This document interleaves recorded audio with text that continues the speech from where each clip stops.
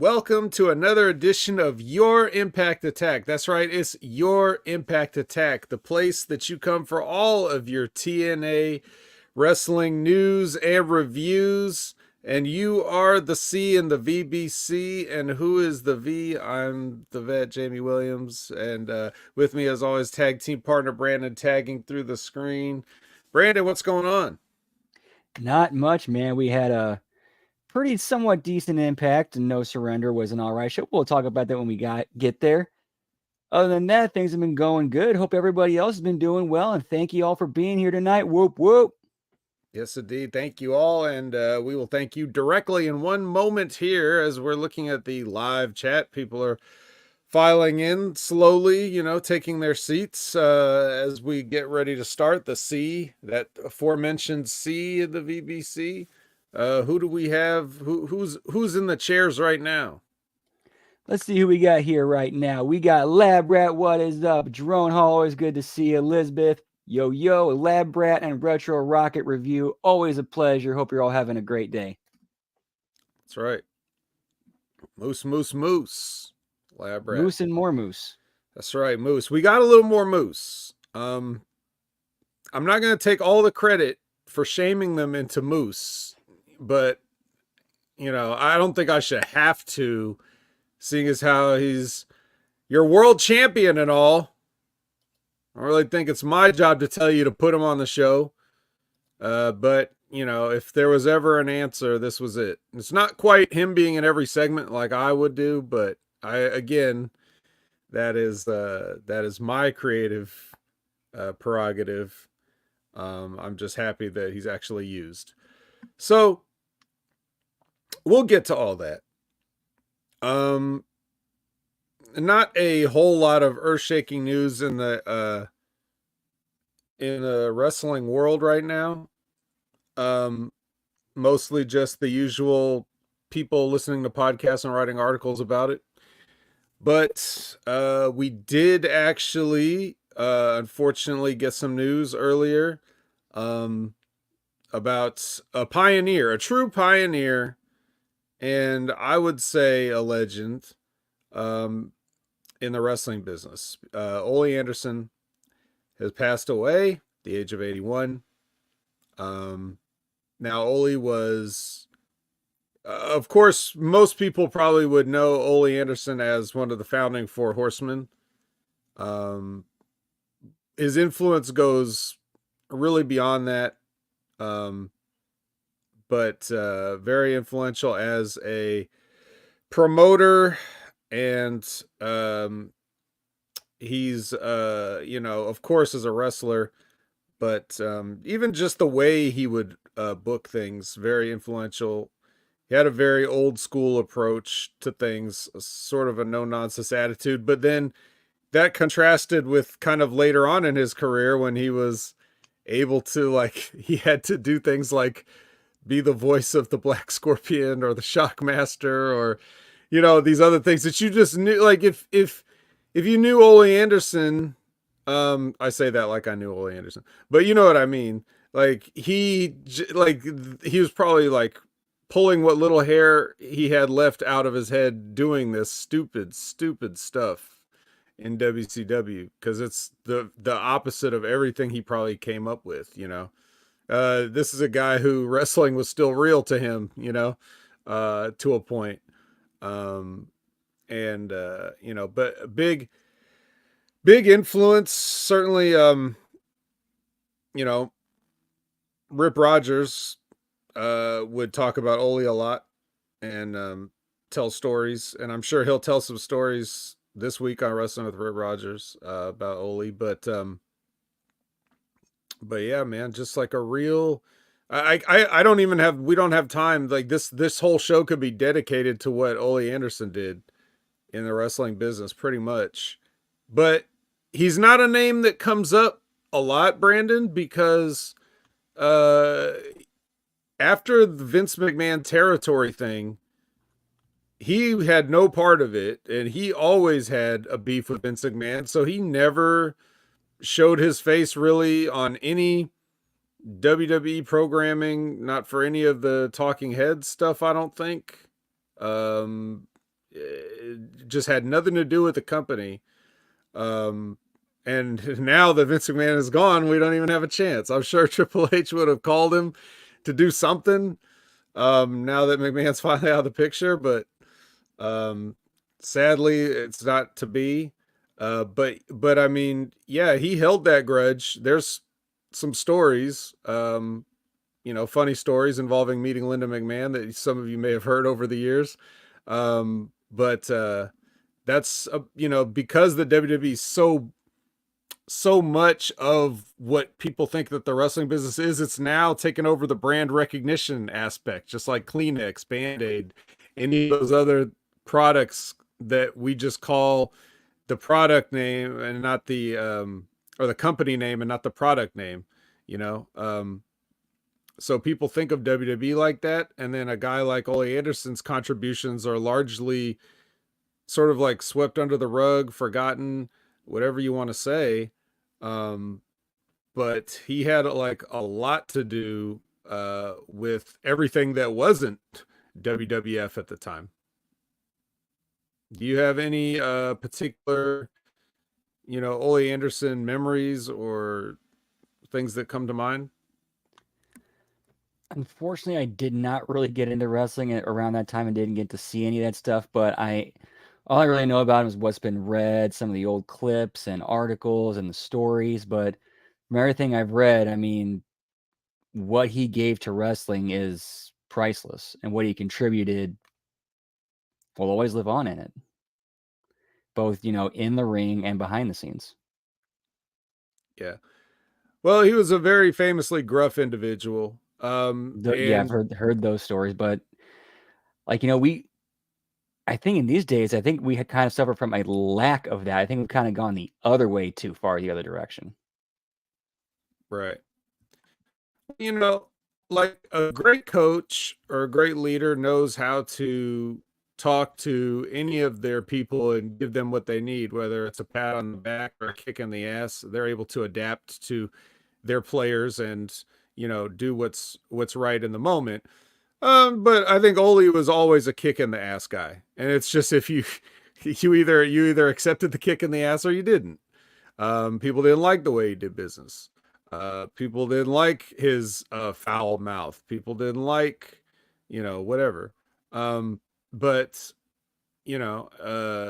if you ever, he wrote a book at one point, which I have read his book, and the book is written very much in his voice. I'm sure he had a ghostwriter or something on it, but unmistakably the ghostwriter captured the Ole experience. So if you want to hear, how stupid he thinks everybody is and everything, you might want to check out that book. It's pretty entertaining and there's a lot of good stories in it. So I can find out what that book is called, but yeah.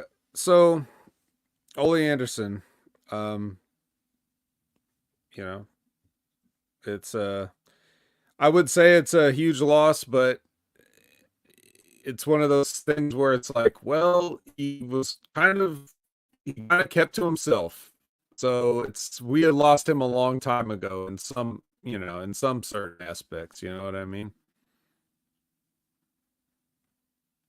But the book is called Inside Out: How Corporate America Destroyed Professional Wrestling. So that is a perfect encapsulation of even just right in the title. Give you the Ole Anderson experience. So there's that. Then we've got I guess in more TNA news, we have a article here. We've got an article from Wrestling Inc. written by Nick Miller. Let's give the credit where credit is due. The headline reads, Backstage Reactions from TNA Talent Meeting in Light of Scott D'Amore's Exit. All right. You have baited my click. I have clicked. Here it is. Let's see. Yada yada yada, bling bling blah, Fightful Select. Okay, all right. So I guess we should thank SRS as well. Meeting was said to have featured both new and old members of TNA management, with some talent also having an opportunity to speak to higher ups individually. The meeting seems to have served as a positive step in repairing the relationship between TNA management and performers, with one wrestler described as a top name reportedly telling Fightful that he had initially wanted out of his contract but decided to stay with the company willingly after the tapings this past weekend. Yeah, well, after he was informed that he would not be let out of his contract and would be in a protracted legal battle, he decided to willingly stay with with the company. Additionally, there was an acknowledgement that the entire roster has been putting in a lot of hard work to reinvigorate the TNA brand.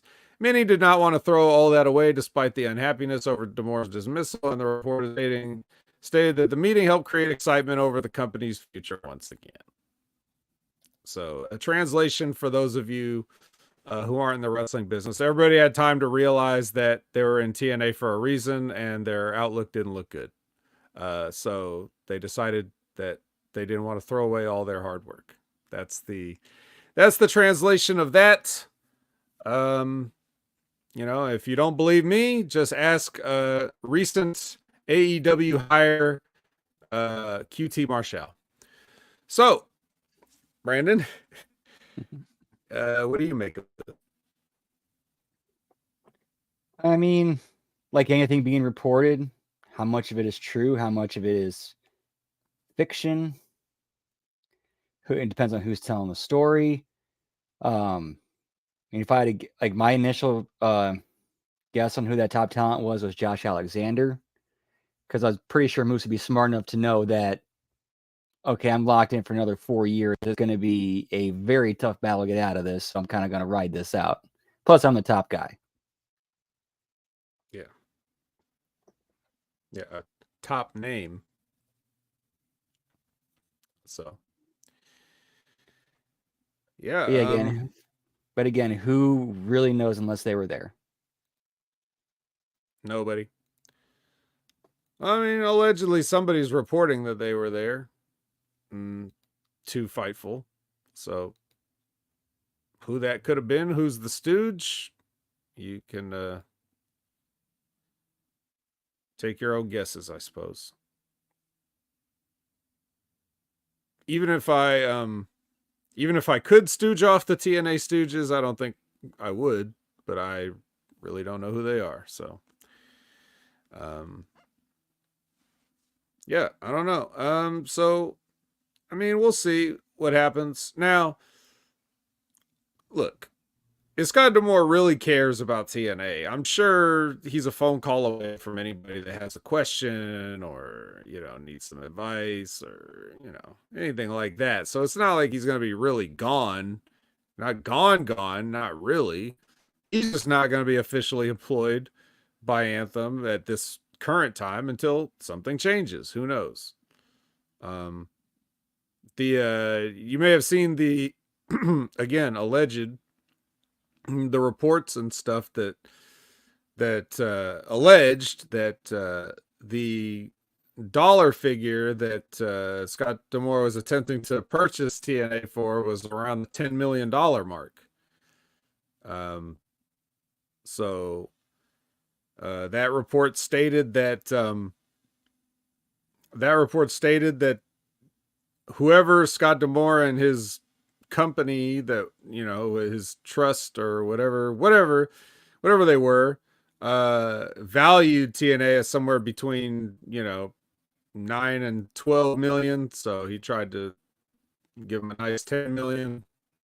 And they said no, which seems interesting. Obviously, $10 million. I mean, it's a lot. I don't know how much it is to Anthem, but then again, there's no way that they could be getting that big of a return on their investment, I would think. But what do I know about business? So that was an interesting report, but again, it's nothing official. It's just rumors out there. So, I don't know. $10 million, Brandon. Is that a good price? Really, honestly, depends. I mean, how much is Anthem making and bringing in each year? Like, what are their books look like? Would 10 million be kind of chump change to them, and they don't really care, and they could just use that as a write off, or they feel, or they really feel like they could build something out of TNA? Uh, I mean, that's a good question. That is the question, actually, because if they are just using this as, you know, tax fraud or whatever, um, then I think TNA is worth more to them in that regard. They're worth more as a business expense than $10 million cash. What is Anthem going to do with $10 million? Buy something? It's not like you go shopping and spend $10 million. You just add it to the pile, right? So, um, yeah, I don't know. Anthem Entertainment Group. I'm trying to look this up on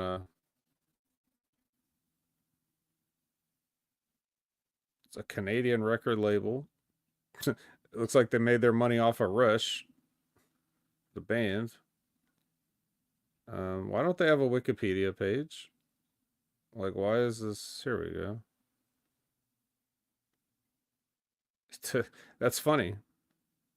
They were formerly known as is this Olay Media Management? That's a ironic twist considering our recent news. Um, yeah, they don't even have a. They don't even have a. Anthem Entertainment doesn't even have its own Wikipedia. It just goes to Anthem Records, which is I guess where it all started. So Anthem Records is uh, based in Toronto, and they got Rush, Max Webster, Liverpool, and A Foot in Cold Water, and then Geddy Lee, Neil Peart, and Alex Lifeson. Is that how you say his name? I've never said it. Retro, maybe you can help me out with that. I'm sure this is all stuff you learn in elementary school about Rush and everything. Became associate directors of Anthem. But then when under the Anthem Records page, you go to parent company, it says Anthem Entertainment. That's not a clickable link, which is odd. Try Anthem Sports Entertainment. Anthem Sports Entertainment.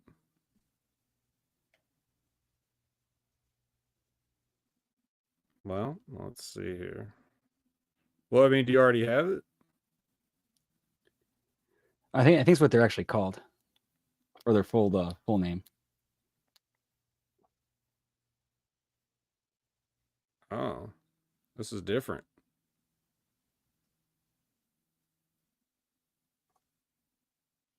But it is confusing, and it is also based in Toronto. So, yes, there has to be some connection. There's no way that this is just a coincidence. But in any way, the assets.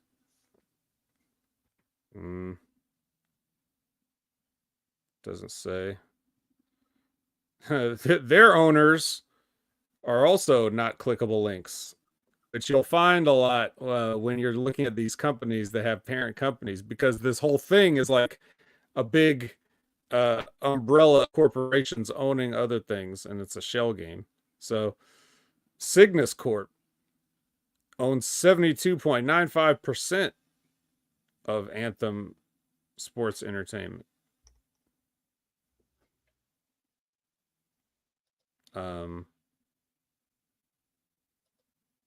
And then Fight Holdings Inc. holds the other 25% via investors Mayhem Capital, North American Bond Company, Goldfarb Management Services, and Slight Communications. So if any of you have ever heard of them, we'll be going down those rabbit holes all night. All right. Yeah, I don't know. Yeah. Well, they had enough money to buy Access TV from Mark Cuban. That tells you anything. We know he's got $1 billion at least. So I don't know. But for whatever reason, whether Scott Demore tried or not, looks like they're not interested in selling. So that means one of two things. Either it's like we said, and it's worth more to them as just yet another shell in their big shell game, or it's they really think that TNA is going to be able to turn around and bring in a huge profit for the company. We'll see. Um, but yeah. So there you go. I mean, I don't know what "there you go" means. We didn't really solve anything, but I'm just commenting on rumors because it's fun. Well, this is all speculation. We don't know. That's right. Um. So yeah, I mean, I guess with that, I mean, we've got a couple of things to review, so we could get into it. Um, Before we talk about anything, we had a question again, our weekly question from Chris Winland that we're going to get to on time this week, in which he asks about R-Truth. I don't have his question exactly, but it was something to the effect of like, would it work if you pulled the trigger on an R-Truth run, whether it's, him winning the Rumble, Money in the Bank, King of the Ring, any other stuff that people might do? Would a R-Truth run work? Well, I will answer first. I will answer, then I'll throw it to Brandon, and then I'll re-answer it. But the first answer is, and I'm sure Brandon will agree, which is why I wanted to preface with this, is you can make anything work if you try. So right off the bat, yes, but there's much more to it than that. Well, Brandon, what do you think, though? I'm 100% in agreement. If it's done correctly, it absolutely could work. Ron Killings is so talented as a performer. You can hand him shit and he'll turn it into gold. So, relying on him to pull it off is not the issue. It's creating the right story, making sure everything is done at the right time and the right place, and it makes sense. And it probably wouldn't be a long-term run either, because the payoff for him would be actually getting the belt. Like, that's the story. Right. Yeah, it's not like we're going to have a thing where it's like, well, R-Truth is going to make all the appearances and do all the, like this is just not what we would do. Also, not sure that at this point in his career, something R-Truth would want. I don't think he is like, man, if I just had one more run, like I don't know R-Truth, but I would hope that he wouldn't think that way. I think he's like just very happy in the role that he has, which is being able to, help out and be a big part of the show that everybody enjoys. I don't think adding like with the added pressure and scrutiny of being the focal point of the company, I don't think that's anything anybody really. I think there's people that want that, and then I think that, like the Codys and the Seths of the world, and then I think there's people like R-Truth, which I'm not saying R-Truth is just collecting a paycheck. I don't mean that, but I mean, you sort of realize what your cog in the machine does at a certain point. And I think what he's doing now is really great for where he's at. He still looks fantastic. And if you need a match out of him, he can do that. But that's not really what people are paying to see. So I don't think it's necessary to do that kind of a thing. So that's one aspect of it. The other aspect of it is exactly what Brandon said, making it make sense. To go from a comedy character to, you know, to winning a championship, even in a like an underdog story, it's still kind of a whiplash because you haven't treated him seriously up to this point, and we just have no reason to believe that um, he could just win out of nowhere. So for that act, you really have to tell a long-term story that I don't know if either they're willing to put in that amount of effort, whether they should put in that amount of effort, or whether R-Truth's career will last long enough from here on out to withstand that kind of effort. You know, I don't know how close he is to winding it down, but there's so many more factors to consider other than just like, oh well, as Chris had put it in the tweet, like giving him his flowers. Um, there's many other ways to receive your flowers other than a fake championship, in my opinion. I think Archer's getting him right now. So do I. But yeah. But it's a good question. And it's but the core of the answer really all goes back to this whole business is predicated on the idea that you can make people believe something that isn't actually true. That is the entire essence of everything that professional wrestling has ever been. So if you can't do it, then you shouldn't be a promoter, is basically how you should look at it. It's kind of a reverse on the old thing that Triple H would always say, which he probably got from somebody else. Like, if you don't want to be the world champion, then you could get out of this business, or whatever he used to say, right? Like, you don't belong if you don't want to be at the top. That's what he used to say. Well, I would also say if you can't make anybody credible in a business about simulated fighting, then you need to get out of the business as a promoter. That's your job. So there you go.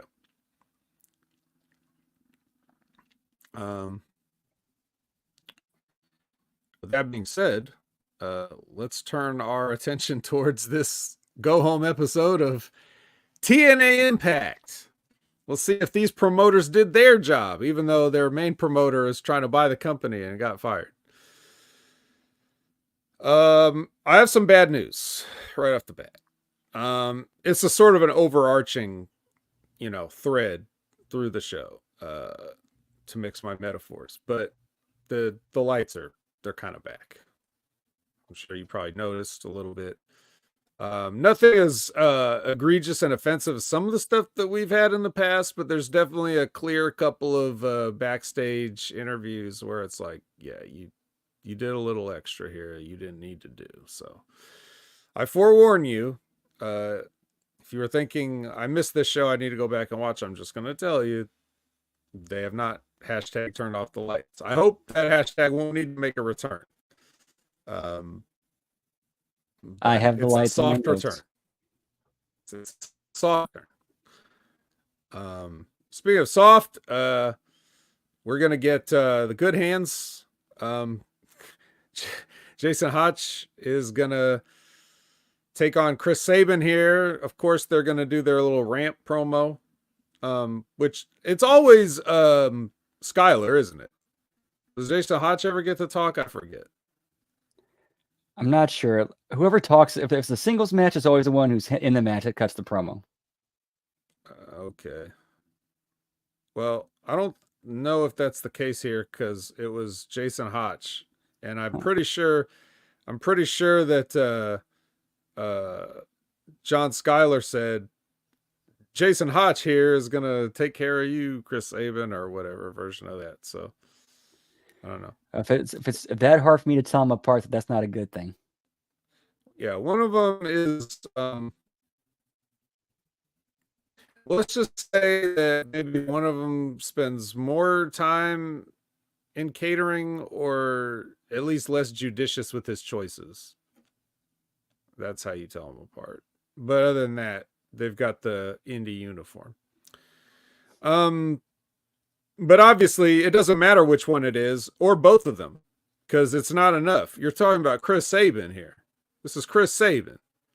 He's not going down to either or both of you. So they tried, but I'm sorry. It's going to be a cradle shock for me, dog. But there was no other outcome. Let's face it. We all knew what was going to happen. So the good hands did their part. Any notes on this match? Yes. Let's see. One note is I hurt my hand, so I'm going to keep using it. Not what a real good hand would do. And later on, that same hand injury is completely forgotten about. Yeah, well, everybody knows that, like, when you break your hand, it just, it then becomes a deadly weapon. We saw Rocky Balboa. It's just science. Or maybe Jason Hotch's part in a mech-in. Who knows? Yeah. Well, it doesn't matter. Like, he could have all the healthy hands in the world. It's Chris Sabin. You're just already just start writing the W in his column before the bell even rings. All right. And then we get a message from Ali. And then we get a message from the system. In which it's going to be well, they say that their match. Wait, hold on. Let me look at this. What? They're talking about. I assume they're talking about the championship match at No Surrender, right? And then, like, it's going to be a no DQ match. And then Right. Santino's saying that if anybody interferes in the match, then Basically, what yeah. did he say exactly here? He was basically saying the no DQ stip only applies to Shelly and Moose. Okay. If anybody gets involved, yeah, if the machine got or the system got involved and attacked Shelly, well, then Moose loses, and I believe he loses the title as well. So at this point, we don't have our match, do we? Like the way it ended up with the no surrender stipulation. That was not fully described here yet, right? Not quite yet. I think they actually set up the who's going to be in Shelly's corner later on in the show. Or either at No Surrender, I don't remember. Well, yeah, because he's just saying, Santino's just talking about they didn't. All right, whatever. Who cares? We'll get to all of it. All right. So then, did you have any notes on that? The system? No, just Moose. Moose. Okay. All right. So then, Chris Sabin walks through a door. But I'm talking about, like, the camera shooting the door and Chris Sabin walks through it. And then he's not the least bit surprised to see a camera there, and just the total pro that he is, just cuts a promo. And he ends it with, "I'm Chris Sabin, bitch." So I don't know if that's going to be a big catchphrase going forward for him.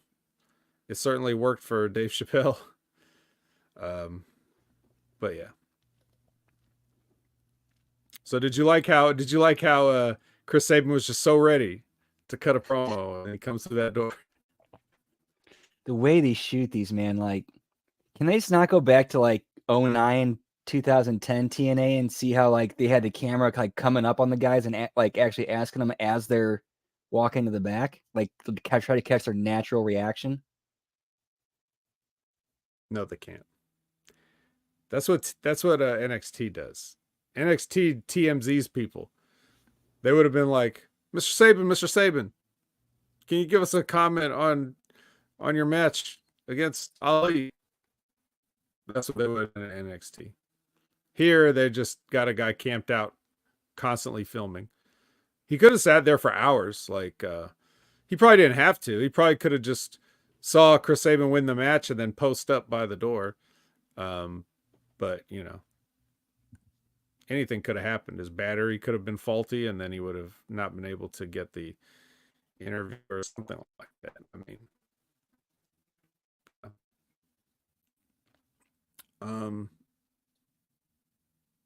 all right. So obviously, Simon Gotch got what he wanted. I guess all he wanted was a job because he's mad that Josh Alexander got a job based on a match that they had once and that he didn't. But here he is facing Jack Price. So I guess he got a job. So I don't think he should be mad at Josh Alexander anymore. He got ultimately what he wanted. Or did he? I don't know. I guess after jumping the rail and punching Josh Alexander, you get a job. Maybe that's how you get a job, or at least a booking, One punch, one booking. I don't know. I don't know how it works. It's the whole thing's in chaos now that Scott D'Amore is gone. Yeah. But Josh Alexander does come out to on the head of this match. But again, because it's Jack Price, you already know what's going to happen. Simon Gotch hits the himself style pile driver, and then he puts a crossface on Jack Price. I feel like I've seen this before. And then they have a face-off in the ring, but remember, they promised no physicality until No Surrender. Otherwise, I think they should. Something happens. Yeah, something happens. The match is off, or whatever. I don't know. I think they should probably apply that rule to every wrestler now because things get out of control. So I always think it's funny when they put like a stipulation like that on the guys that have like the least stakes. Like you got two guys who are known primarily for wrestling, like grappling and stuff. And they have to have like a no physicality stipulation. And then, a guy like, guys like in the past, like Sami Callihan or whatever, or like PCO now or whatever, can just they can just do whatever they want. But these two professional wrestlers, no physicality. Sorry guys, no. We're drawing the line.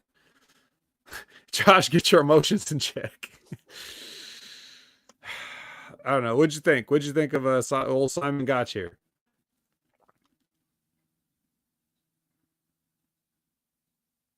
Unmute first. I mean, just your usual get over match. I mean, nothing really to write home about. You're not going to write home about that mustache or anything? It's a nice mustache. Looks like Bobby Fish. A little bit. Why don't they just bring Bobby Fish in? They have the same haircut and mustache. Where did that dude disappear to? Like, he showed up in TNA for like 3 weeks and then vanished. He did his time. Now he's doing a podcast on the Creative Control Network with Joe Feeney.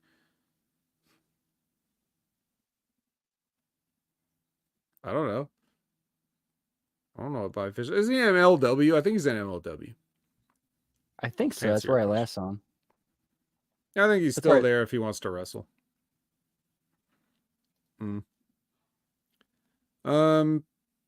Any thoughts on Grizzly Young Veterans promo? Decent promo. I like the character.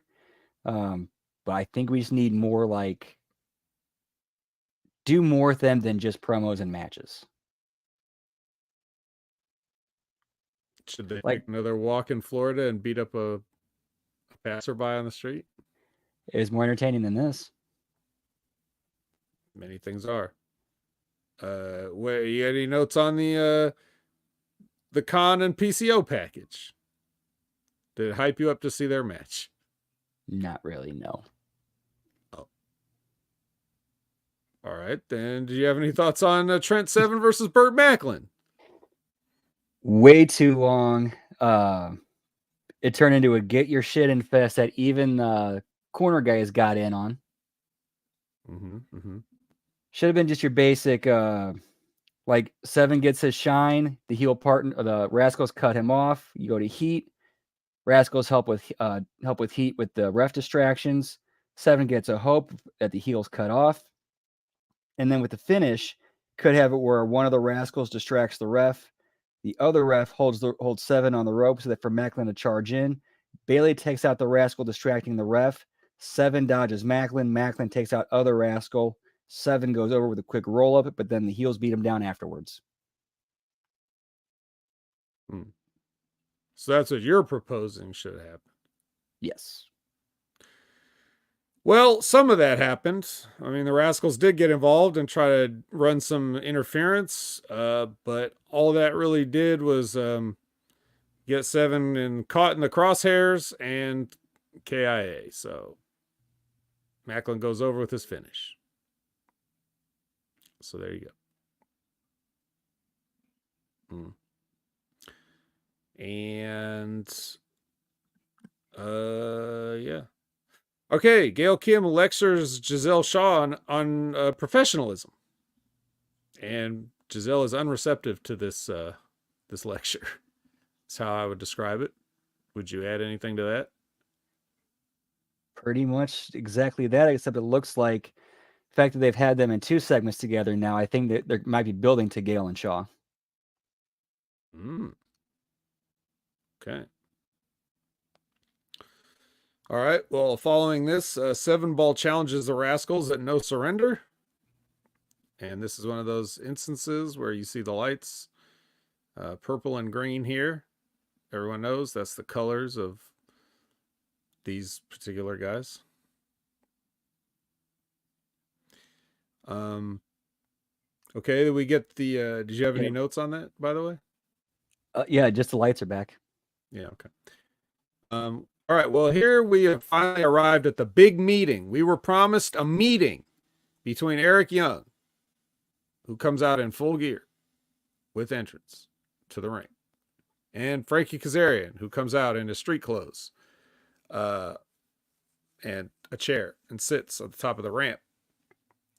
And he's saying that, he's not going to have a meaningless match with Eric Young or whatever. And then he's something about ghosts. And then he brings out the ghost of Big Damo. So this is relying on your knowledge of NXT history to know that this guy was in the group Sanity with Eric Young. And yeah. So they have a match. Were you aware of the history between these guys? Other than perhaps maybe Aiden English trying to get it over on commentary?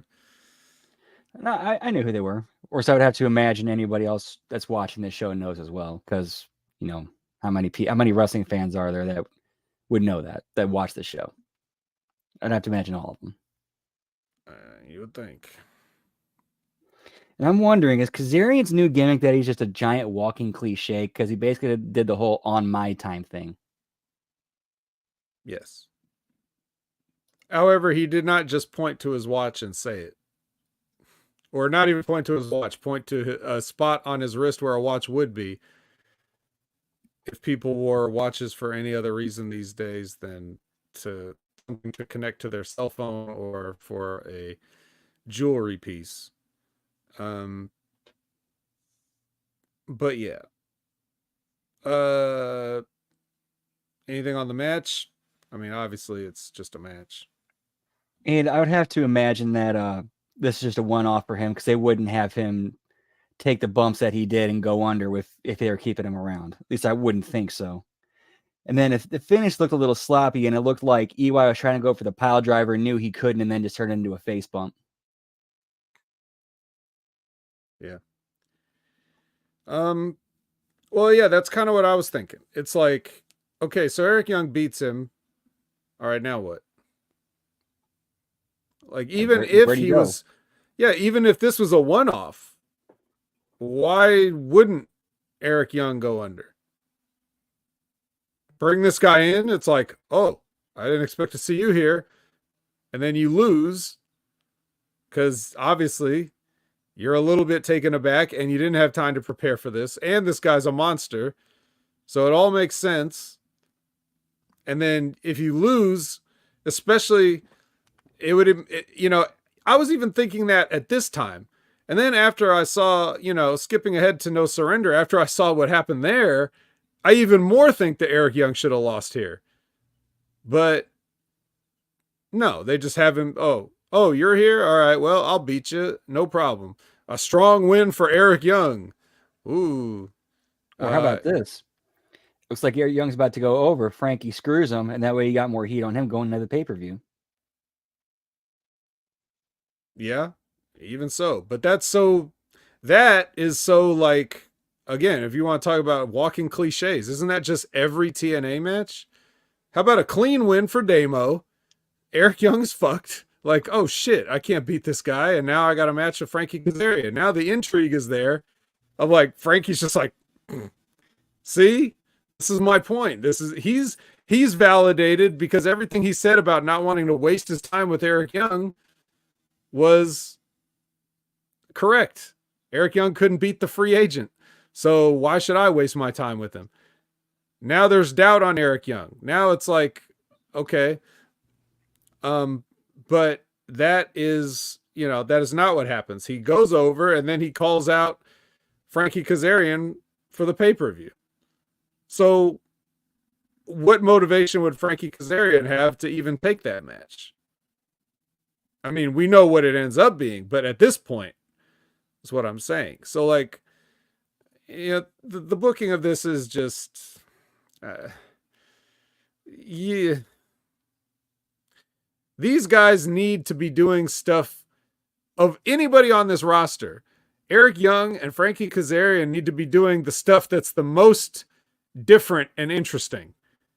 They can't be the ones that fall into all the old cliches and traps because they're the ones that we've seen the most for the longest. We're tired of them. You have to freshen them up more than anybody else. And they're not. To me, they're not. I don't know about everybody else. You can't just put on a Dr. Doom mask and be fresh. You're still fucking Eric Young. You're not doing anything different. You're putting on trunks and having wrestling matches. Right? Frankie's wearing a scarf. Okay. Wow. And then you go out there and everything is just a cliche, like you said. Didn't he do it a decade ago with Christopher Daniels? Yes.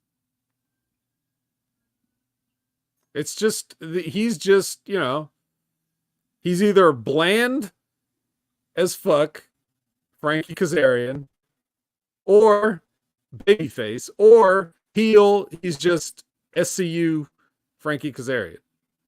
There's like, that's his two sides of his coin. But he is a Kowalski guy, so. But anyway. Well, hey, we got Tasha doing a Stack of Chairs promo. Do you like her promo? Just a base character get over promo, but again, someone else I'd like to see a lot more out of. I think I want to see some more vignettes of her outside the ring. There's plenty you can do with her than just having her cut random pre-tape promos. But Brandon, she was outside the ring. She was by a stack of chairs.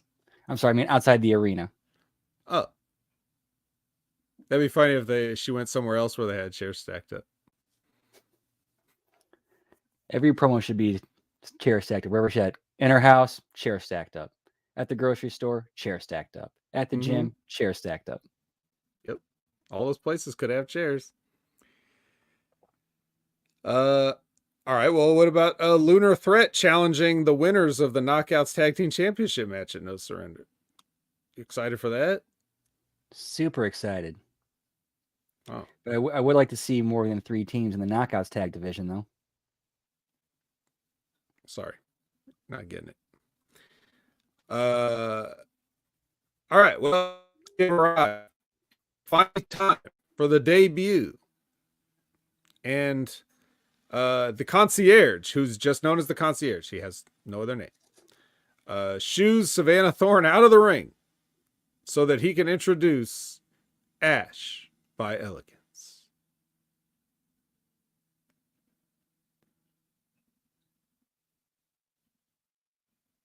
It is all right. Yes, Ash by Elegance. This was all right. So I'm going to say something nice. So Ash, Dana Brooke, however you know her as Dana Brooke. But anyway, we'll just call her Ash for this. Okay. Um, she what she does here is she's doing the like you know, perfume catalog model, playing it up very, she's graceful and sort of like even you might say dainty to start with, you know, a lot of sweeping poses and, you know, voguing and all this other stuff, and just very, you know, you get the vibe of somebody that's very much don't touch me, don't even breathe the same air as me. Uh and then when the match starts, she turns into a shrieking violent psychopath. So I like the gear switch is she basically looks like she's, you know, like this is now turned into a Waffle House fight. Um so I very much enjoy that. I'm not saying necessarily that I enjoy Dana Brooke. I'm not saying I don't enjoy. Very neutral on the performer so far up to this point, having watched basically her entire career as a pro wrestler. But I did like the idea. I like the idea that she's just like a street thug when it comes to the ring.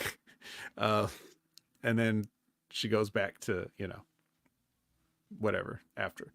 Um, so that's my, I give that a thumbs up. She hits a rarefied air, which it's a swanton for the win here. But it's her debut, and then afterwards the concierge cuts off Jade from announcing, dismisses the ref from the ring, and Ash is escorted out. So that's the whole thing. Brandon, what'd you think? And also read my notes. See, I got nice custom graphic. Like the character work. The big thing I noticed in the ring is she needs to slow down. Because, like, I remember some of those kicks in the corner were a little bit rapid fire, like hit one, let it register, hit another, let it register. Maybe like do 3, pose, let her sell. And I thought Savannah did a great job bumping and selling and feeding for her.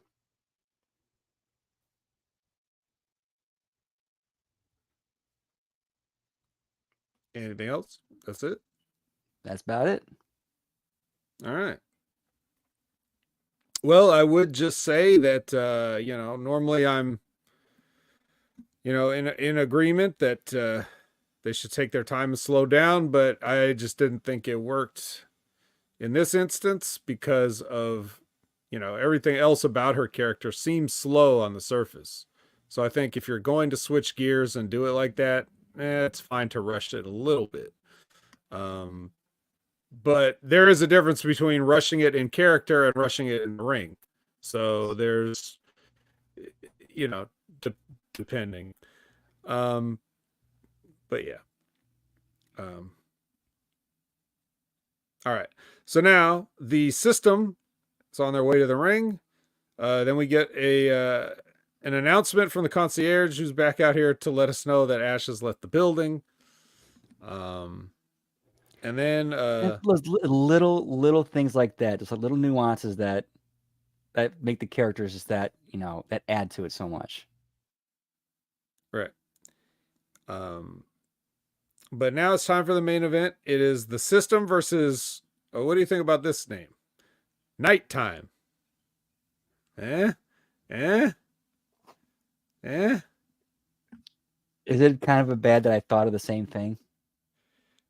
No, it's obvious. Way too obvious. Nighttime. And plus, that's exactly something that Shelley would come up with. Right. Yeah. They're not really going with any name, but I mean, we like to give names, so that's I guess we had the same thought.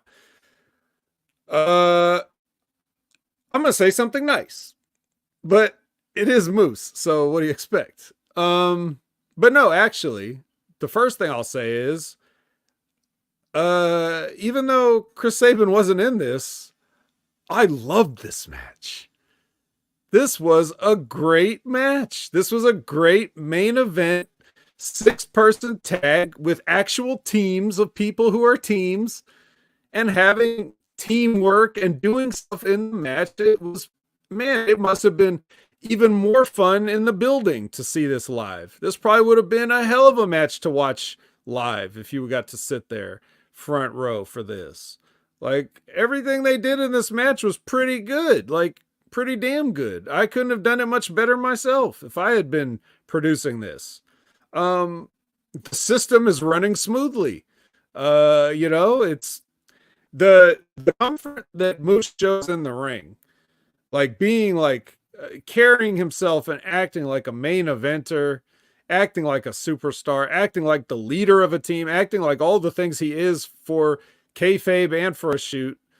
Um, like Moose is just incredible. He's like, even just like a little detail, like you're talking about the little details, right? Like those are the things that separate everybody else. Whether it's the concierge saying Ashes left the building, or like even something like this where, like, Moose comes in I think he boots Kushida off the apron, like he does a running big boot, and Kushida gets knocked off the apron, and Moose just leaves his foot hanging on the rope and just hangs there, like smugly cocky, just like, I don't even need to put my leg back down on the mat. I'm just gonna hang right here. My leg's just gonna hang right here for several seconds. Like, just very, very comfortable in there, which is when you start having the best matches. When you're no longer thinking about it in terms of like, oh, this is my spot I got to do. But being in that moment, being present in that moment, working your character, working the people. The integration of Lish was great. She was on time with everything, interfering in spots, cheating, choking whoever on the rope. I don't remember who it was, but she choked somebody, and everybody else was doing their part to distract, and the baby faces were coming in for the distraction and everything else. Kevin Knight made an amazing comeback, beating up everybody and flying all over the place. Everybody again on time, in place. And just the great finish, right? Where he's running and he's hitting everybody, like he's knocking guys off the apron. He's like, he gives Moose a super kick. Kevin Knight does. Super kick to Moose. Moose buckles, goes down to a knee. Then here comes Fat Eddie up on the apron. Boom! Knight knocks him off. Here comes Myers up on the apron. Boom! Knocks him off. Here comes Alicia Edwards on the apron. I don't know. That hesitation. Boom! Spear. Out of nowhere. 1, 2, 3. Moose wins. Just fabulous. Almost flawless 6-person match. I could pick a nit, but not only did I forget what it was that I was going to pick a nit on, I don't even care. A+. S+. Congratulations to everybody. What'd you think? Everything you said. In fact, I actually have one spot in particular I wrote that I thought was so flawlessly executed. I thought I forgot who it was. Oh, let's see. Hold on. Yeah, it was when they were working heat on Kushida, and it like he's about to get a tag in. Then like both Knight and Shelley dropped at the same time. It's like, did they just drop down from him? Oh no, they got pulled down. Like that was just spot on, perfect timing. Yes. So give all the credit to everybody in this. I'm sure they all worked together on it, and if anybody else in the back produced it or whatever, I'm sure that somebody that I have buried in the past on this show was responsible for some of the stuff in this match. So there you go. I'm giving you your flowers for this. But most of the flowers are still going to Moose. Let's not get too crazy. Let's not, overstep our boundaries. You give Moose the majority of the bouquet, and then you can each maybe take one flower. But yeah. And Media M5, you can stop trying to get yourself over in the chat, okay? This wasn't even the match where Moose was wearing a robe. So, if you're not going to pay attention and stay with us, then keep your comments to yourself, buddy, okay? I'm trying to get over. All right? We'll get to that robe. Um, but then afterwards, after the match, then we even had like a quick sort of brawl, and even this was good because I'm tired of guys getting attacked after the match, and like it's just to set up an angle, like I'm so tired of that. But this was one of those things where it was like, well, the guy's Yep. just laying there, and well, he's there, and I'm here, so I'm just gonna start kicking you now. Like Yep. that's And plus, we just had a match. Temperature still heated. Let's go. right. Yeah, if you're gonna still be laying in the ring as I'm trying to celebrate, I'm gonna kick you. That's a heel move. It's not like somebody had to come all the way out of the back just to jump somebody or something. It was like he's right there, and you Right. kicked him. And they'd look stupid if they didn't. Yep, it looks stupid if you didn't. So of course the baby faces fight back or whatever, and then Alex gets Moose in the Border City stretch, and then the guys pull him out of the ring. And that's it. That's enough. Even that was good. I mean, this everything about this main event I liked. So that was your go home episode. So before we move on to No Surrender, would you like to? Did you punch this one up? I did. I have not posted it yet, but I do have it finished and written.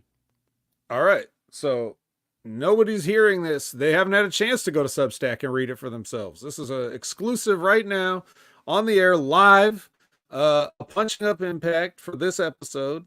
And we'll see what Brandon would have done differently before we get to No Surrender. Alrighty, so let's see. We started off with our recap and ketchup packet. This time I brought a hot dog because I like to piss off Chicago. Yep. And I hear that Disco likes those in his pie hole if you see him out in public. Heyo. Intro, Pyro, and Ballyhoo go to the announce table, run down the card for the night, and discuss the events that happened last week. And then we get an in-ring with Shelley, Kushida, and Knight. Alex Shelley music and entrance with Kushida and Knight. Knight cuts a promo where he rips on the system, and Kushida even gets a few words in. Alex Shelley cuts a promo on Moose. System and music and entrance. Moose runs down Shelley and Kushida, but gives backhanded compliments to Knight. Santino music and entrance before things can get physical. Santino mentions the 6-man tag team match for the main event, with the winning team picking the stipulation for Moose versus Shelley. Santino adds a stipulation that if anyone from the other team touches the other one before the match, they automatically lose the match. We go to our first commercial break, come back with the Grizzled Young Vets pre-tape that we saw on the show. Then we go backstage to the System's locker room where with a quick chatter between the group and Moose mentions a plan and to trust the System. Match number 1, Chris Sabin versus Jason Hotch. Jason Hotch music and entrance with John Schuyler. Typical Good Hands pre-match promo, but with better material. Chris Sabin music and entrance. Hotch over Dirty when Schuyler slides in brass knucks, with Sabin distracted when the Ali video plays. Then we go to a vignette with MK Ultra where they won a chain match at No Surrender. Backstage with Chris Sabin, we get the same promo we saw on the show. Then we go backstage to Time Machine and Knight's locker room. They talk about the main event for the evening. Shelley says him and Kushida are going to catering and asks if he wants to come. Knight says he's going to chill in the locker room. Then we go to our second commercial break. We come back to go backstage to Time Machine and Knight's locker room. Knight is laid out. Shelley, Kushida, and trainers are checking on him. Sabin arrives and asks what happened. Santino arrives and says that security is getting him the footage of who entered the locker room and that he's already going to confront the System. Then match number 2, Simon Gotch versus Jack Price. Jack Price already in the ring. Simon Gotch music and entrance. And before the match starts, Alexander walks out and sits in on commentary. Same match that we got on the show. Then you go backstage to the System's locker room. Santino arrives, tells the System he knows they attacked Knight in his locker room and he'll prove it later with the security footage when he gets it. Go to the Con and PCO package. Then we go to the pre-tape with Giselle, Shaw, and Kim. Match 3, Steve Macklin versus Trent Seven.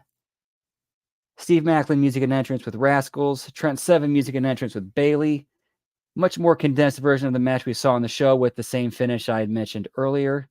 With the heels getting their heat back afterward and leave Bailey and Seven laying.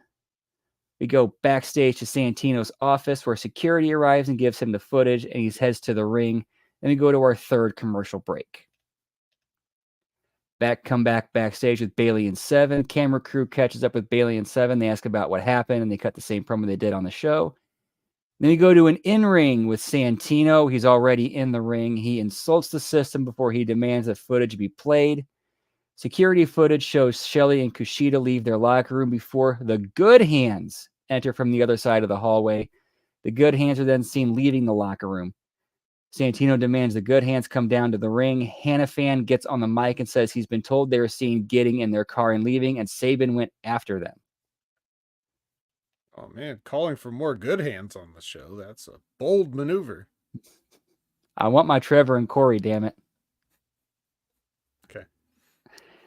And then we go to a vignette of Decay where they accept MK Ultra's challenge for a chain match at No Surrender. Then we go backstage to Santino's office where the system barge in and demand an apology, which Santino reluctantly gives. And then Moose says that they always own their work, as they will see later on. And we go to our fourth commercial break. And then we come to a Eric Young, Frankie Kazarian package. And then we go to match number 4, which will be we'll actually have this built up as a pick your poison match with Frankie picking Eric Young's poison. And then go to Eric Young music and entrance, Kazarian music and entrance, where Kazarian introduces Big Damo. And then we have I'm actually going to change my original idea to what you had and have Big Damo go over. Okay. And then we have a promo with Tasha Steelz that we saw on the show. And we have a new vignette with AJ Francis recording session. Francis is recording a track and he calls for a cut. And then there's a conversation that leads to someone saying, say his name. We get Joe Hendry coming in.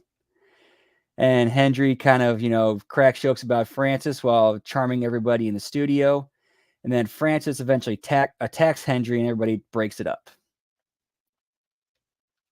Then we go to match number 5. Hey, don't beat up our new friend, Joe Hendry. And then we go to match number 5, Ash by Elegance versus Savannah Thorne. Same thing we got on the show. Then we have a pre-tape with Jordan Grace where she cuts a promo on Shaw. Then we go to the pre-tape with Jody Threat and Danny Luna that we saw on the show, but with much better material. Match number 6, this is a new one. Oleg Prudius versus Jake Something. Oleg Prudius music and entrance with Dango and Bravo. Jake Something music and entrance. Dango and Bravo get caught cheating and they get sent to the back. Double count out finish with Prudius and Something continuing to attack each other. Then we go backstage to Time Machine and Knight's locker room. Santino enters and he tells Kushida and Shelley he couldn't find a replacement. It's just them against the system. And Shelley says that him and Kushida are more than enough to be a monkey wrench in the system. Go to our 5th and final commercial break. Come back with a New Japan hype video. Go to the announce table where they run down the card for next week's show and give a final hype for No Surrender. Match 7, Time Splitters versus the System. Alex Shelley music and entrance. The System music and entrance. Shelley and Kushida attack the System before they get in the ring. Brief brawl outside before everyone gets to their corners and the match officially starts. Kevin Knight limps down and holds his head and gets in the Time Splitters corner. Kevin gets the hot tag, does a bump and feed. Kushida, Myers, Edwards, and Shelley on the outside fighting. Knight goes for a dive and his knee buckles. Knee takes a spear and he gets pinned. And then Moose announces it's a no surrender match and then explains the stipulation about the whole towel thing.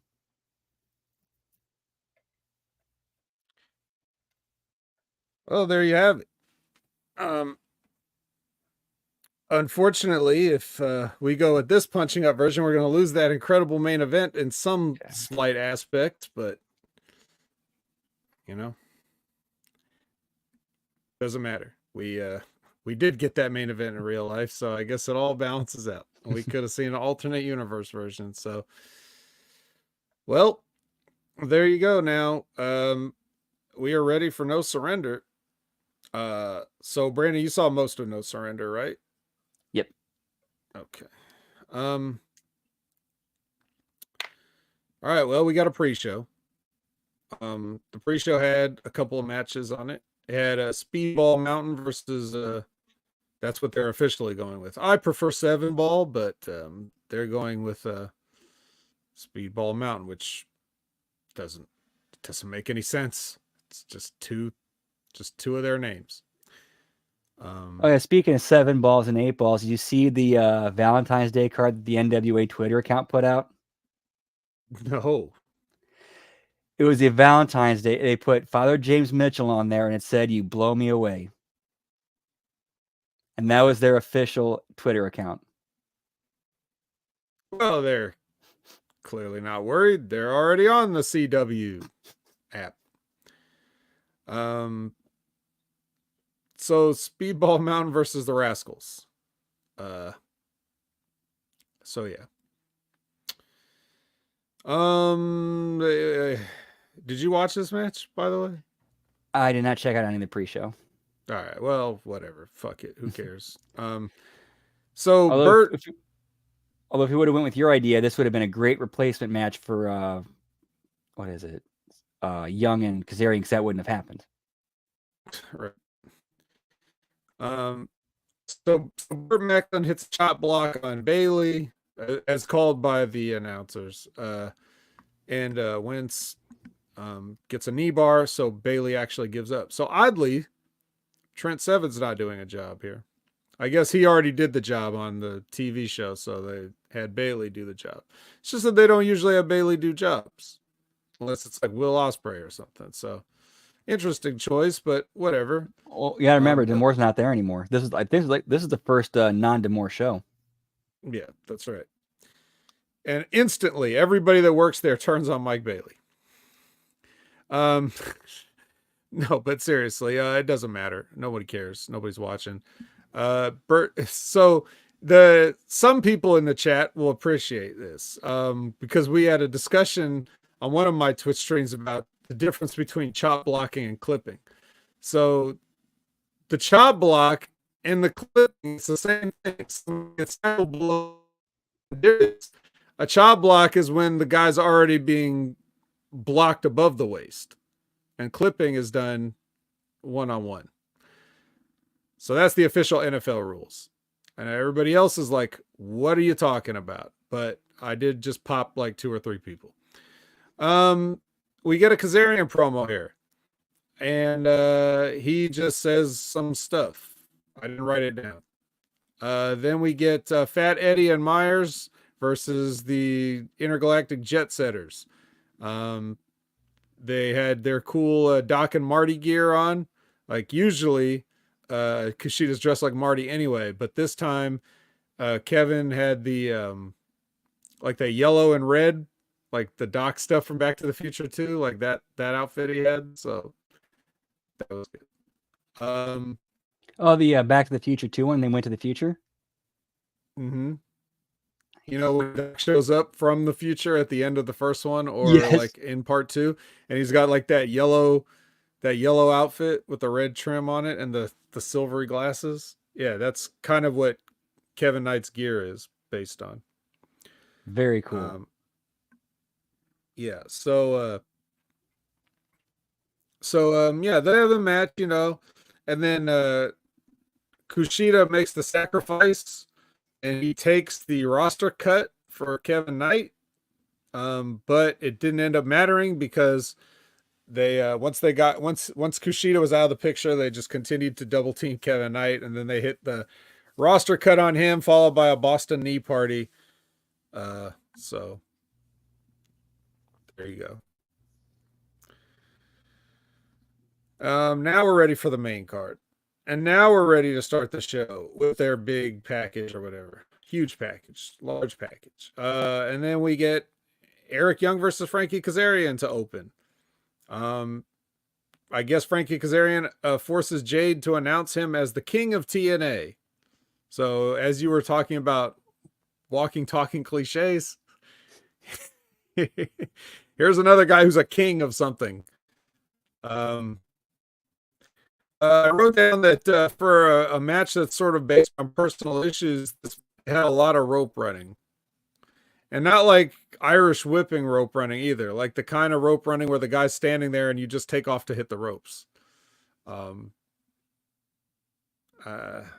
don't know. Eric Young kicks out of the Fade to Black, which shocks everyone. It shocks the world, like the Shockmaster. And then he like while Frankie Kazarian is arguing with the referee about what the count should have been after his finishing move, Eric Young comes up and gives him a crucifix pin, and therefore he is now the number one contender for the TNA championship.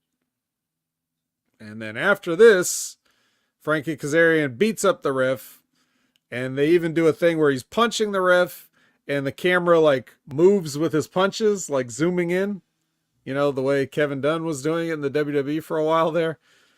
And then security and referees finally come out and get rid of Kazarian. They actually didn't do anything, but he just looked like he got tired of beating up that referee, so he just left. Well, what do you make of all this? Where are they going with it? Well, I'll tell you where they're going with it. Frankie Kazarian's the king of TNA, and he's going to take everything from this wrestling business. How much you want to bet he still has a job next week for beating the shit out of this referee? Right. Yeah, there needs to be some kind of follow-up, you know, on the next Impact. Yeah. All right. And Like, and where else we're going with it is Eric is the new number one contender. So a sacrifice, it'll be, well, we don't know yet. It's going to be Eric Young versus question mark, because Moose and Shelley still have to have a match.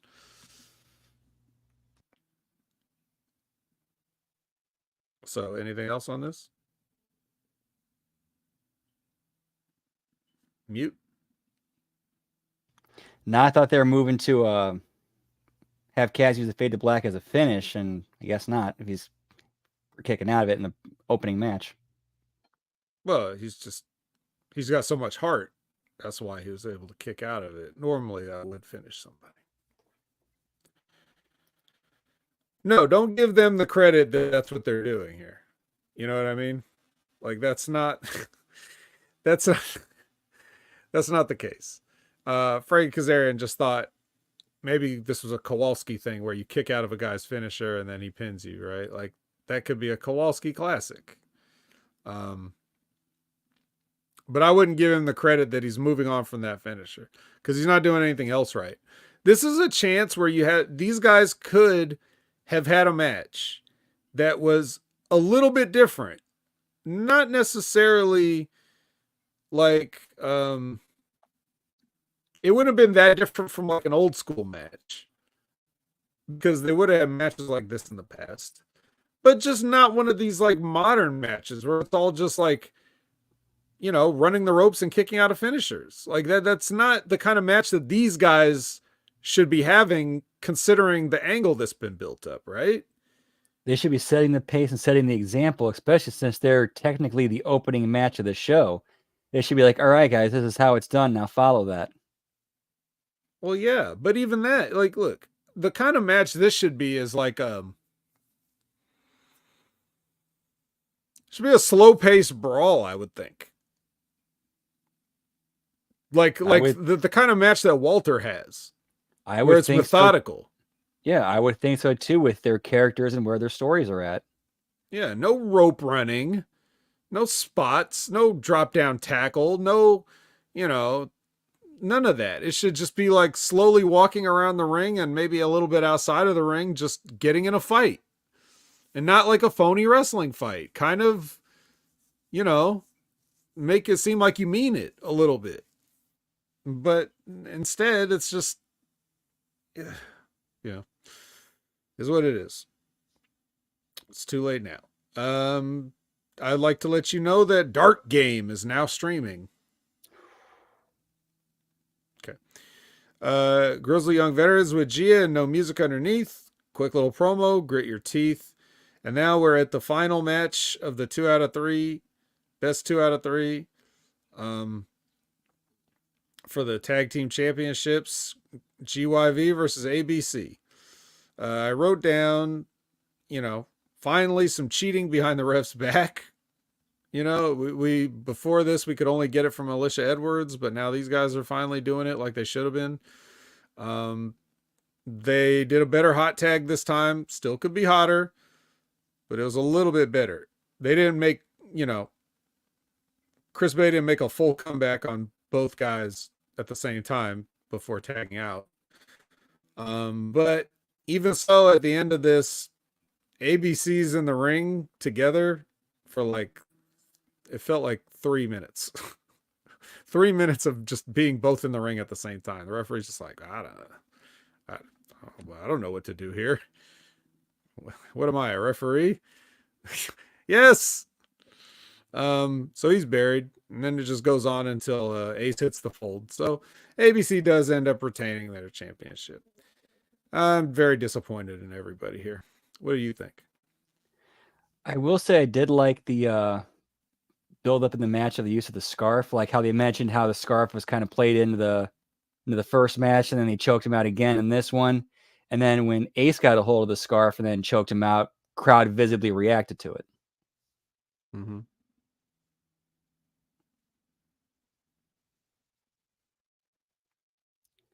So scarf? Scarf. Okay. Bert and his new friends yuck it up backstage. Then now it's time for, I know this is everybody's most anticipated. It's the baddest man in TNA, Khan, versus the deadest man in TNA, PCO. Well, based on that reaction, just to me saying the name of the match, I'll let you go first. I hated this and everything about it. Like, you're trying to build this dude up. You're trying to build Khan up as this monster. And everything that he did in this, not just this match, but everything afterwards, didn't mean shit because PCO just got up and no-sold it. How's this guy supposed to be a monster if what he does doesn't do shit? Oh, well, that's easy. PCO's a monster. It's not a good answer, but that's the answer that we have. Yeah, but this should have been the passing of the torch. Like, okay, like I can't do this anymore. You're done.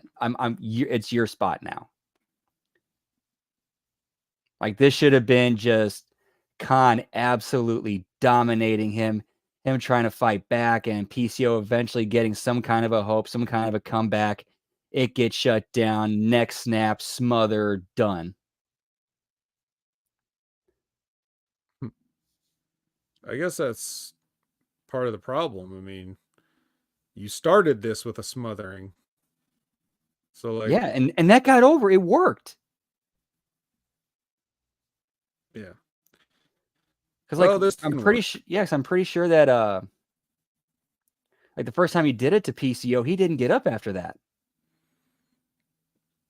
Yeah, that's how I remember it. And they showed this like in one of the packages earlier. Right. It's okay that you get it over. You do it once, and then you have him start doing it to a bunch of other people to get it over. And I don't understand how they miss something that basic. I don't know. Well, the important thing is that I mean, essentially what you're saying is that Khan should have dominated, which kind of did happen, but it didn't end up mattering. Because to your point, all that stuff that you did, it didn't really mean anything. It didn't accomplish anything. Even the way they ended it was very unsatisfying. But so basically what happens is he just starts using the chair and gets disqualified immediately. So already we've got like, oh, well, PCO gets to win, but so Khan just keeps whacking him with this chair. Then he does his breaking the neck spot on the outside. Then the timekeeper's ringing the bell to try to put a stop to it. So he goes and beals the timekeeper. So this is the second time an official person's been attacked by a TNA wrestler on this show. Then PCO is resurrected for some more sloppy brawling. And then eventually it ends up toward the top of the stage, and Khan gets a zip tie from somewhere. Just the place that they left a zip tie so that he could do this.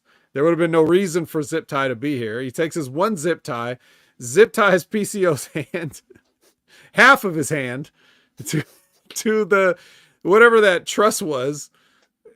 Like, there's no way anybody couldn't have just pulled their hand right out of it. But anyway, he zip ties his hand there, and then he goes to do the neck break, and then he's like, oh wait, and then he grabs a chair and puts the chair around his neck and does the neck break thing with the chair around PCO's neck. But that doesn't actually do anything. That's just like, the chair is just decorative at that point. It's not like you can do it.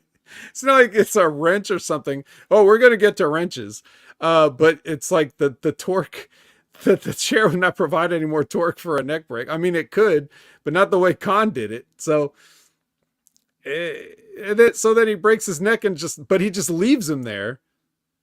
At least the first time when he did the neck break without the chair, like PCO sold that for long enough. Like, he laid down on the floor and sold it for long enough for the timekeeper to get thrown across the floor.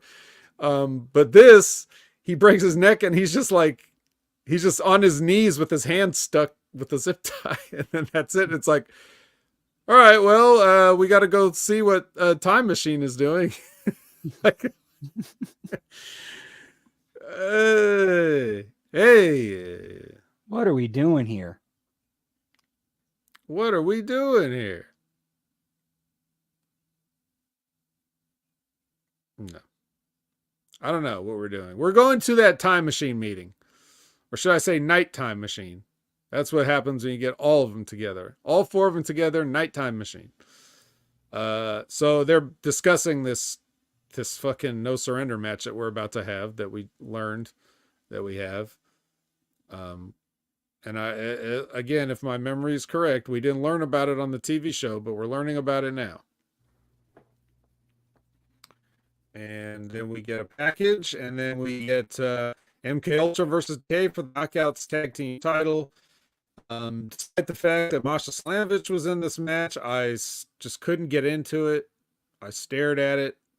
I sort of zoned out staring at it. Rosemary got snowplowed.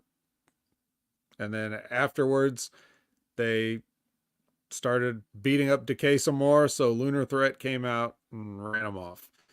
Not the same as that 6-man main event from the TV show where I said, oh yeah, this made sense. This was just angle alert, so I did not like it. Did you see anything different? Nah, I don't know what it is. Like, these two teams, like, they don't seem to gel all that well together. Like, stuff just seems kind of sloppy. Yeah, a little bit. I don't know. It's bad. If you get me to check out on Masha, it's bad.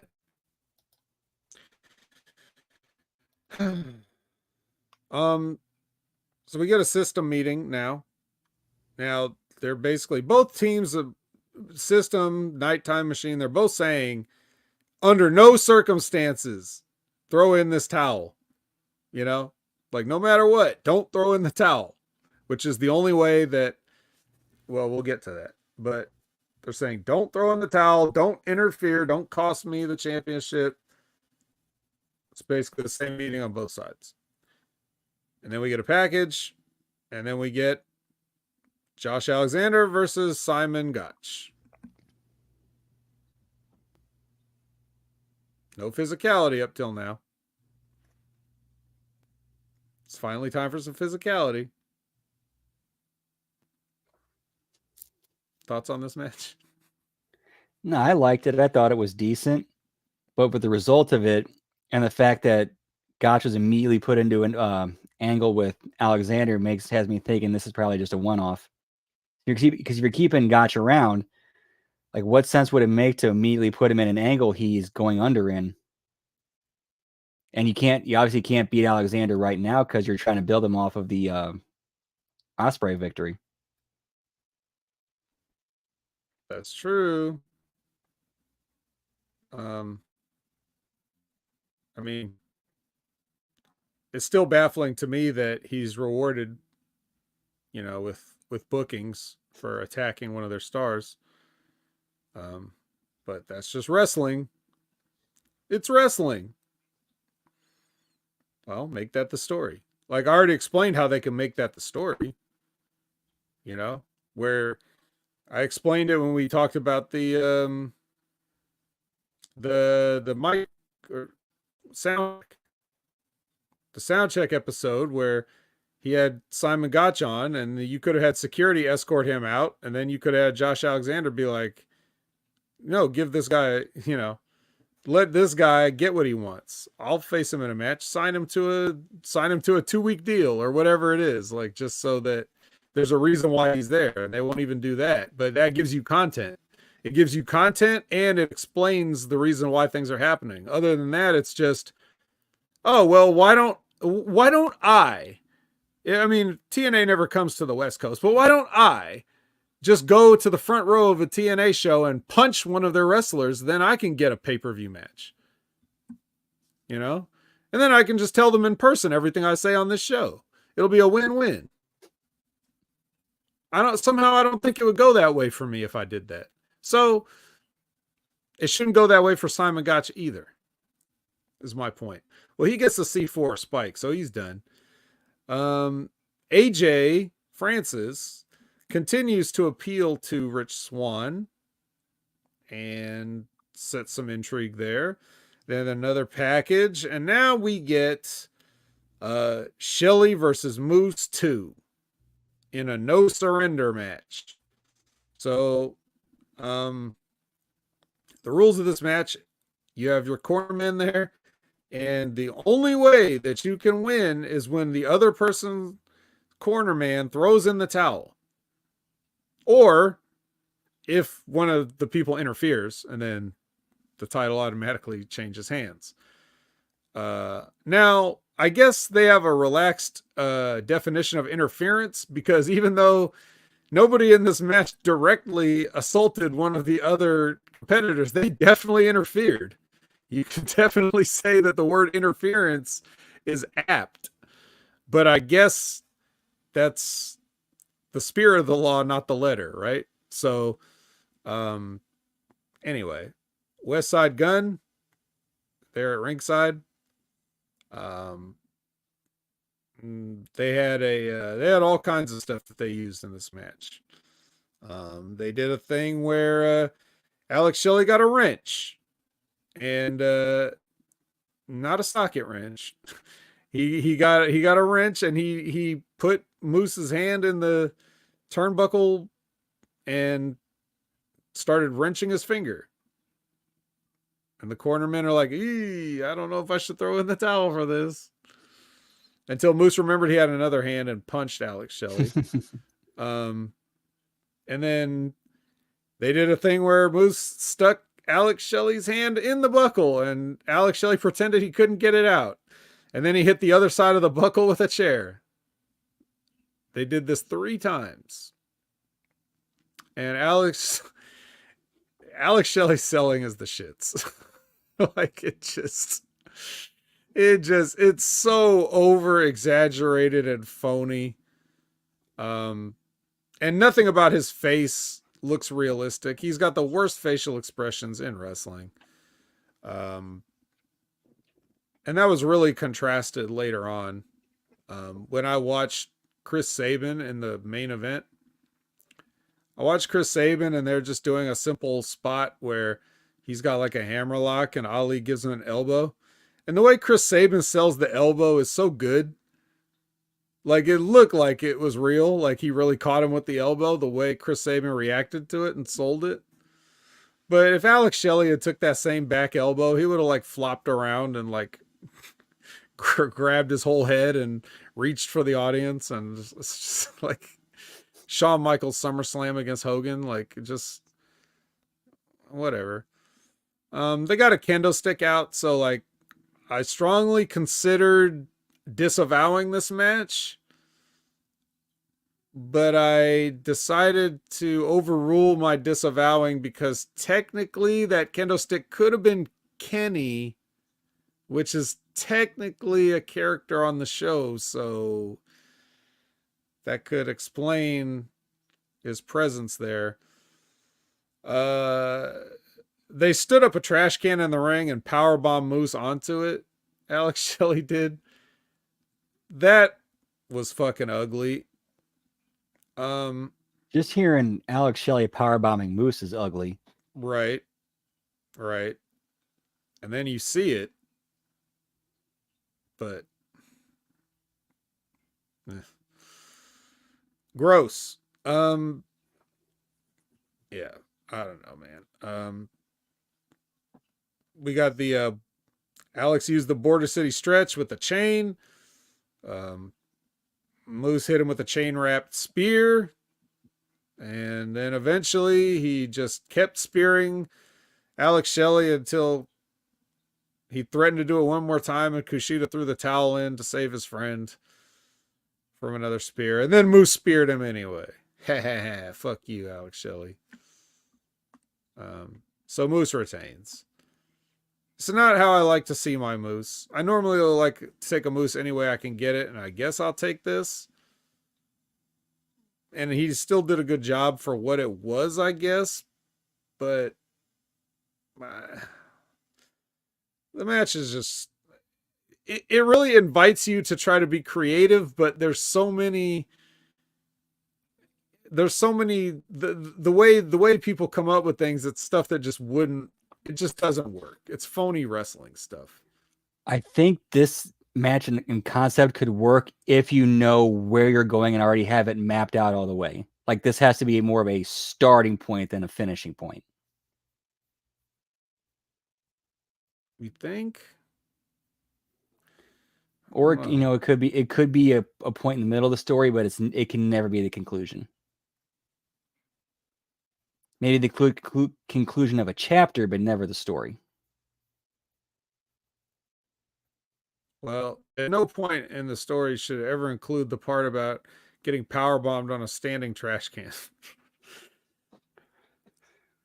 That's just asking for spinal back problems.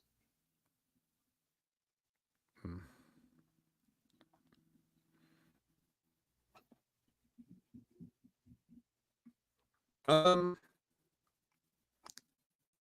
right. Well,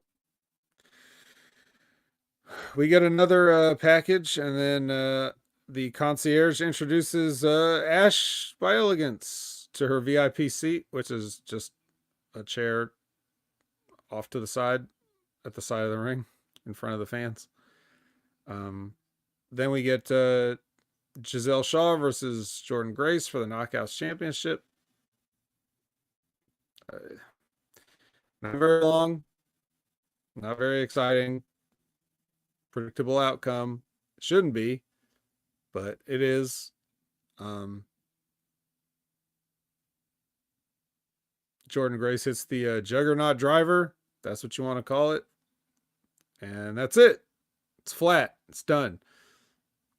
Shaw got rid of all of her help. There's no sort of intrigue whatsoever. So all that's left is to look at the booking, and they just made Jordan Grace the champion, and she's just coming off a Royal Rumble appearance, and she ain't about to lose this title right now. So you already knew it was going to happen, and they didn't make it any kind of exciting. That's one thing where when you talk about the true greats of wrestling, either from yesteryear or some of the guys from today, I guess one of the things that really puts you in that upper echelon of great performer, and I always think of Okada when I think about this, is Okada takes this match. Like, if Okada had a match here where it's like, oh, there's no way he's losing, by the end of the match, you'd be like, they might do it. They might switch the title. That's the kind of performer he is, that he can make you believe something that's completely unbelievable. He'll have you buying it. He would have been like, oh my God, Giselle Shaw's about to beat Okada for the title. And then he'll pull it out at the end, and then, it'll be like, yep, that is what should have happened. Yes, you're right. You're right, Okada. I'm sorry I doubted. But that's the difference. Jordan Grace isn't even near that level. She's not even on the same planet as that. So when she has a match, it's just do all the moves that you talked about in the back and then win. That's it. That's all you're going to get. So it really comes down to how much you enjoy staring at her. And if you do, great. If not, And that's what I got. I got a big Now, is this the part of the show you didn't see? Yes. Okay. Even like we talk about Moose, right? For a TNA example, he did that with Kevin Knight that match last year, where you're thinking like, man, Kevin Knight might win. Nah, he didn't win. Like, that's a perfect example of what I'm talking about. I don't think you will ever, in her career, I don't think you will ever get that from Jordynne Grace. I don't think you will ever have a match that she has where you're like, wow, what a nail biter. What a classic. I thought she was gonna, no, you'll never get that. I don't think. Prove me wrong, Jordynne Grace. Up your game. It'll only take you about 50 more years of experience before you get there at your current pace. All right, so someone is watching the main event. Someone or something. It's Jake something. It's just in case I didn't make that. Yeah. He's going to be watching this main event, which is we get a package, and then it is Sabin versus Ali for the X Division Championship. So some people were saying, and some people named Brandon, why is this the main event? And I guess it's because the way they ended it, they wanted to go out on this and not like just the Moose match, I guess. I don't know why. Maybe because they think, oh, Moose is a heel, so people will be mad or whatever. But the interesting thing about this match is I don't really know who's who. I don't know if they tried to do a double turn in this match. We'll get to it in a second. So Ali comes out. He's got this whole like presidential campaign gimmick that he's doing. And he's even got Secret Service agents. He's got like 4 guys. They're overdoing it a little bit with the constant like putting their hand to their earpieces thing. They could probably just not do that as much, but they're just trying to get the gimmick over. They escort him to the ring. He looks like, some video game final boss dictator looking like, M. Bison from Street Fighter or something coming out. And so he's got this whole thing going for him. And the crowd seems to be like into it because they're finding it entertaining. Even though it's a heel gimmick, the crowd finds it entertaining. So they're kind of with him. Then Chris Sabin throughout the match is like, at first he's probably supposed to be the babyface, but the machine guns are kind of dicks some of the time. I'm Chris Sabin, bitch. He hit that campaign guy, the civilian on TV. So the people are a little bit mixed on this. But I don't know if they really thought they were trying to do a double turn, because by the end of the match, they were clearly with Ali and they were excited. But I don't know if they actually called an audible or if they expected this, but it seemed like they tried to do a double turn here. Seemed like. Maybe I'm reading into it too much. Either way, it's confusing though. I was sitting there watching it. You're like, well, I mean, no one's really like overly blatantly cheating, but I don't know. It was weird. I'll tell you this. Want to talk about kicking out of stuff? Ali kicks out of the cradle shock, and yeah, I know. Imagine somebody kicking out of a spear and jackhammer. Like, when does that happen? But yeah, he kicked out, and then he's like, all right, fine. So he basically immediately tries to set up an avalanche version. So he's got him up on the second rope, going for another cradle shock off the second, and Ali elbows his way out of it, and he takes him down and goes up and hits the 450 splash, and he wins. So your new X Division champion, Mustafa Ali. Not much time for celebration. Nobody cares. We got to go. Good night.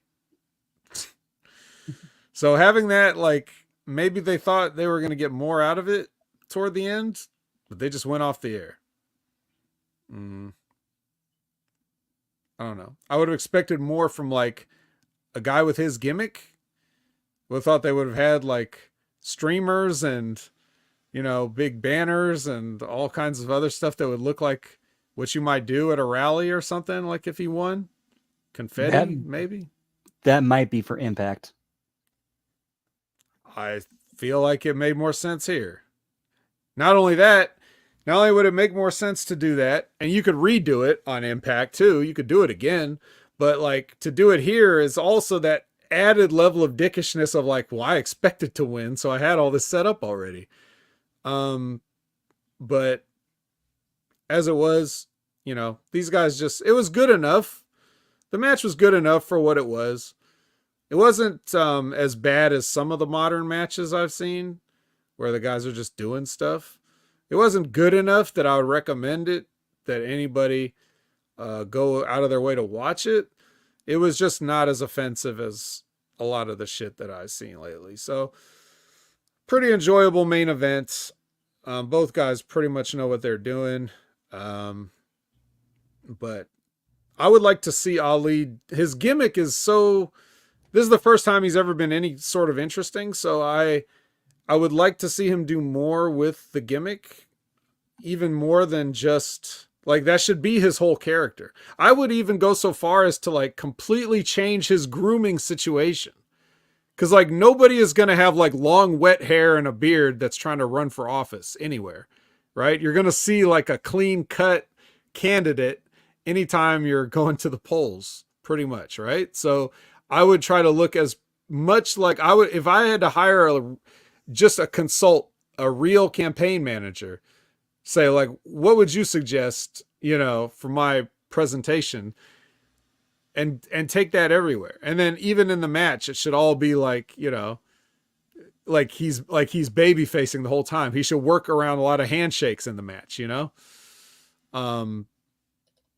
like he should constantly be trying to, even if he's being disingenuous.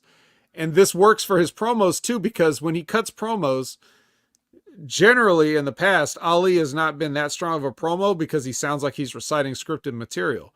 That's perfect for a politician because now you really can just be that bad at promos and it'll sound like that's what you're supposed to be doing.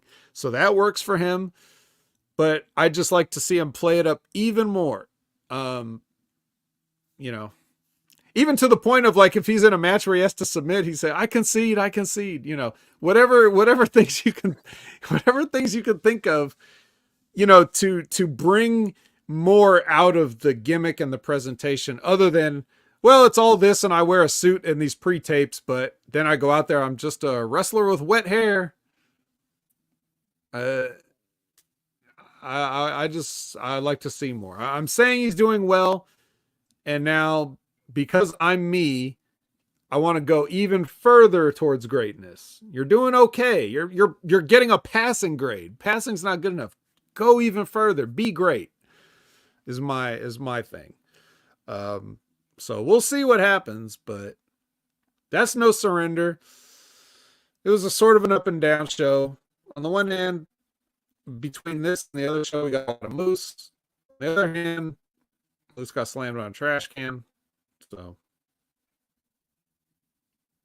yeah. Banging on a trash can. Yeah, I don't know, but I think we have just about reached our limit here. So I will say that, man, judging TNA on a weekly basis, I still gonna need a bigger sample size before I really see where this is going. It started a nosedive the past couple weeks for me, but this, I don't know. Can we really credit? Can we credit Scott D'Amore? Can we blame Scott D'Amore? I don't know. We'll just have to see how things keep going now that everybody has decided that they're going to work with the new management. No more hourglasses on Twitter. I don't know. We'll see. So that is gonna do it. Have I forgotten anything? Nah, I think that covers it. All right. Well, then I guess if you want to follow everything that we're doing outside of the Impact Attack, you can find us at these certain places. Brandon? You can find me on Twitter, or as the kids call it these days, the X at Transarchistia. I am also at Substack at HMG Brandon. And then once I finally get the equipment necessary to be able to start streaming again, you can find me on Twitch at twitch.tv/Miss Tia the Transarchist.